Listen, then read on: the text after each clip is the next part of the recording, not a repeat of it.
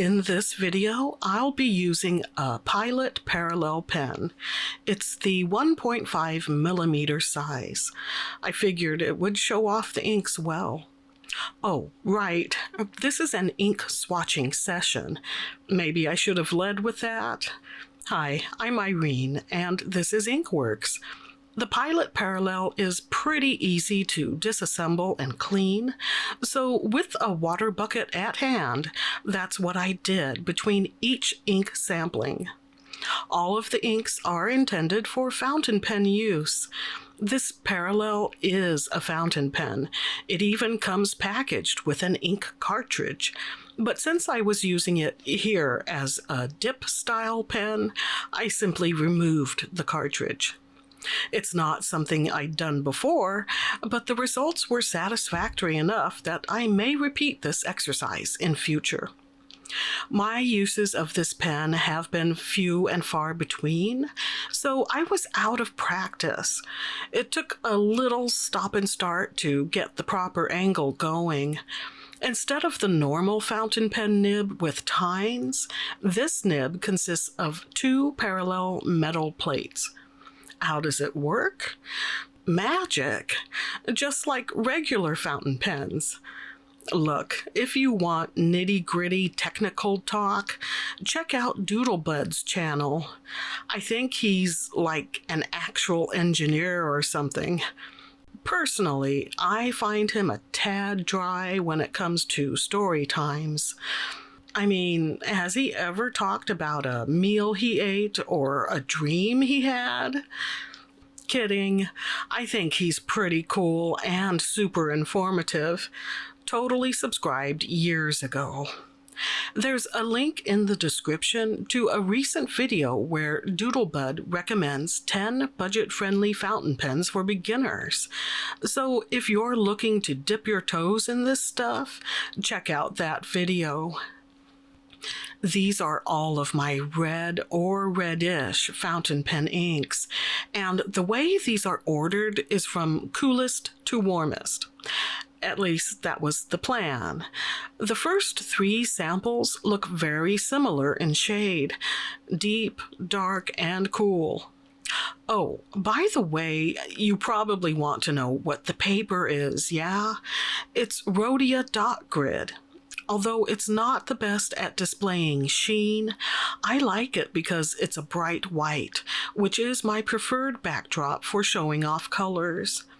They call this spiral-bound format the reverse notebook, probably because you can flip it around or back to front, and it's the same each way. No headers or orientation indicators at all. Yeah, I like a good dot grid, one that's subtle enough to not distract while being visible enough to guide your lines. It's a delicate balancing act, like modulating your voice to sound nice enough to not offend while adding enough vinegar to keep things interesting. Hey, I didn't make the rules. Most of these are from Diamine because they're more affordable than others, yes, but also because they are well-behaving, dependable inks. I mean, so far in my fountain pen journey, I've encountered several inks that feathered enough to annoy me, and a couple that seemed oddly dry, but none of those were from Diamine. The point is, I'm a bit of a Diamine fangirl. There, I said it. I'm biased. That said, I didn't buy all of the inks here.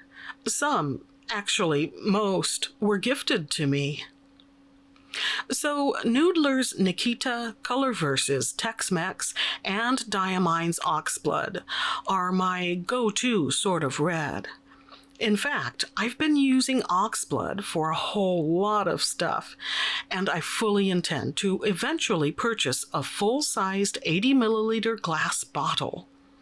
Thing is, I hadn't realized before this session how similar it is to both Nikita and Tex-Mex.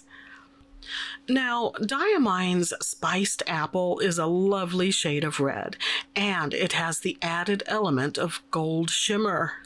But that's not all. At certain angles, there's a touch of green as well. I can't say if that green comes from the shimmer or if it's a sheen thing. In any case, it gives the ink a color-changing aspect and validates its designation as a chameleon ink. I kept spiced apple in this pen for several months because I was sort of infatuated with it. I just made sure to give it a good shake or three before using, to make sure the shimmer particles were well distributed. In my opinion, Diamine hit it out of the park with Red Dragon. I even featured it in its own video titled The Reddest Red. Go see it. It's actually one of my more popular videos. I had to add that in because producer Mike doesn't like it when I direct viewers to other channels. Hey, I just want to share good things. Is that wrong? With Poppy Red, I'm of two minds. On the one hand, it's a fabulous color, bright and eye-catching. On the other hand, I see a slight fluorescence. That might just be my defective vision, but even imagined fluorescent and phthalo colors sometimes burn my eyes. I'm speaking figuratively, of course. I've never been hospitalized for retinal color burn. That's not a thing, I don't think. Using less hyperbolic speech, it just bugs me. Still, I can't deny that Poppy Red is a very attractive mid-tone red. Pink Champagne is from Diamine's Shimmer-tastic collection. The base color appears to be a well-saturated, warm pink. You might even call it a salmon shade. Gold shimmer gives it extra interest. Looking at it now, I'm thinking Pink Champagne is the prettiest ink on this page. It brings to mind the song La Vie en Rose. I like the Andrea Bocelli version. Tell me what you think and which, if any, of these inks appeals to you. I thought ahead and left space for a side header. You know, since I never recovered from that time a couple of years ago when I didn't space things properly and had to swatch the last ink on a whole new sheet. Man, that still burns me up. Speaking of long-term rage, I recently had a dream that was quite upsetting. No, I'm not talking about the one where I got trapped in a pastry shop after closing and couldn't reach the glorious goodies. I'm talking about a new one where my siblings abandoned me in a foreign city with no car, no phone, and no money. Not able to speak the language, I kept walking and getting more and more lost. It really made me miss the pastry shop, I tell you. But my favorite sort of dream is the zombie sort. Because, 1, I never run out of ammo, and 2, there's always someone slower than me. Anyway, that getting abandoned dream was like 2 weeks ago, and I'm still irked over it. Look, I'm not the sort of person to call my brothers and sisters and demand an apology over what they did in my dreams, although maybe I should. I'd feel better for unloading, while they'd feel scared and block my number. Pros and cons? I don't know. Self-analysis via video seems to be working out okay. Both the side header and the rose doodle were done with Diamine's Oxblood. I'm happy to share this ink swatching session. There's actually fewer reds than some other colors in my ink collection. Remember the greens video? I don't blame you. It was 4 months ago. It had 10 different green inks. And the next color, which is purple, will be split into 2 videos. I'm hoping to do browns and oranges sometime in autumn.